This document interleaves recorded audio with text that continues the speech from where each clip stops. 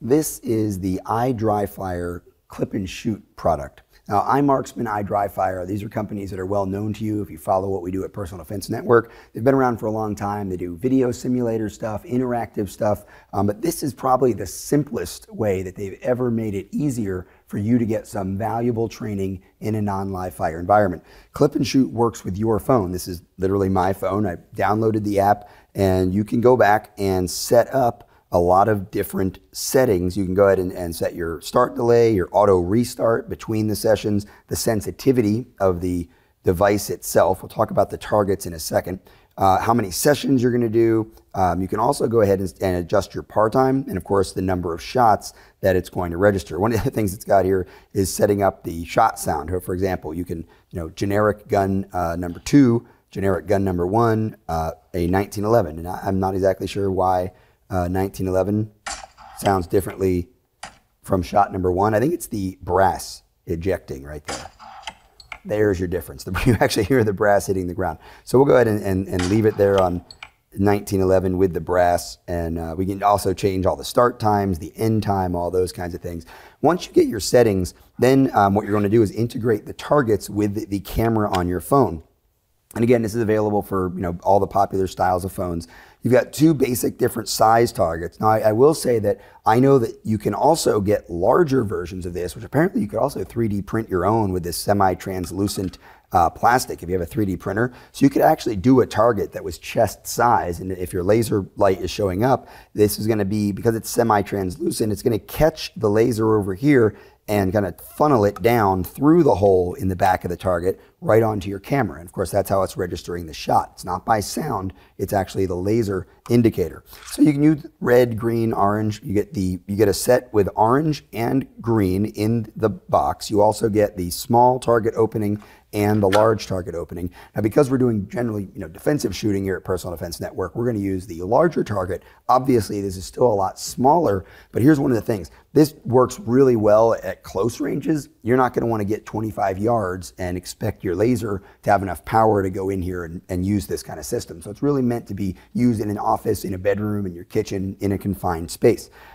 You take this guy, the clip, and you make sure that it's aligned over the camera.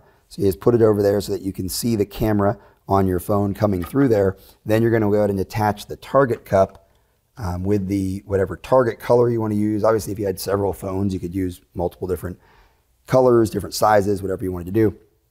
And I've got it set up. So let's see how this works. And what I'm going to do, I'm going to try to run through with 3 sessions. I'm going to try to do 3 different things. I'm going to train from the ready.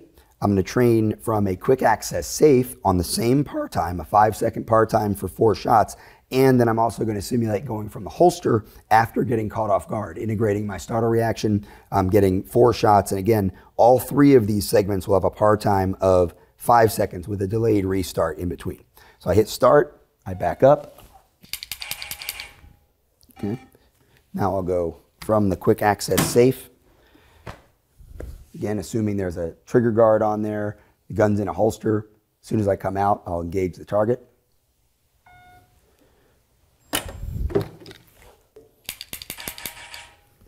And now I'm going to go from a simulated holster situation, and I'll do a startle reaction, this time audible only.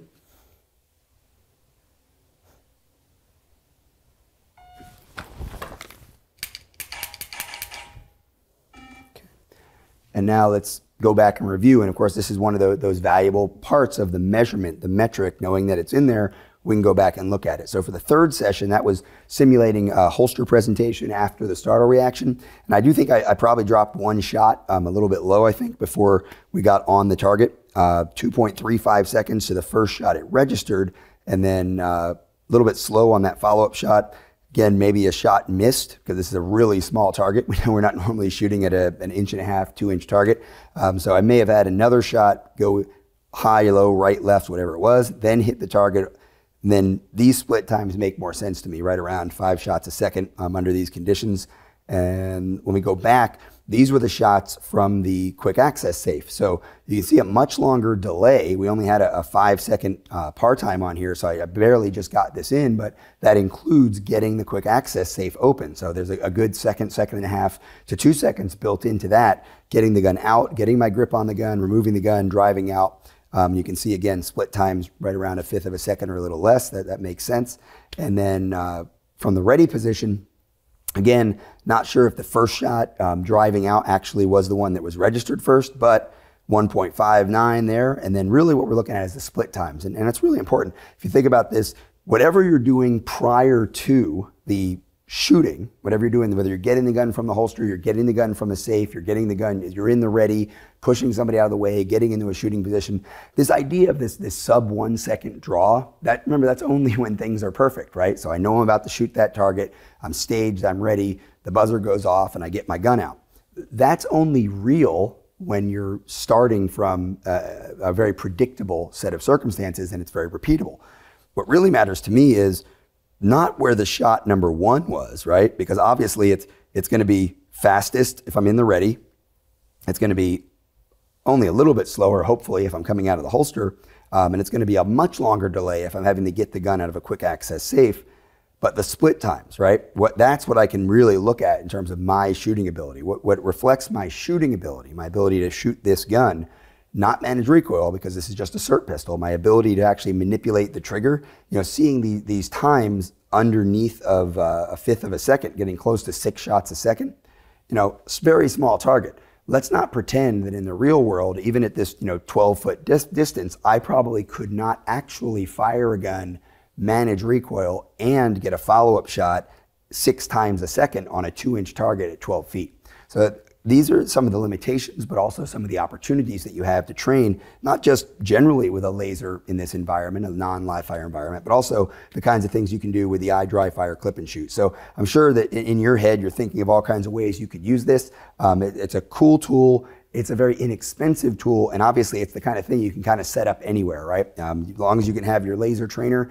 You probably wouldn't want to use your real gun in the office space, but if you got a laser trainer, certainly this would work. Inside of your home, you might even set yourself up with one of the iMarksman or iDryfire laser cartridges in your actual carry gun. If striker fired gun, you're only going to get 1 shot, but now you can start thinking about how long it really takes you to get the gun into the fight and onto a target, as opposed to just get the gun out quick on the range with a live fire and a timer. Clip and shoot from iDryfire. Figure out some cool ways to use it and let us know. Reach out to me on social media or here at Personal Defense Network. Hit the comments. Tell us how you're using your clip and shoot.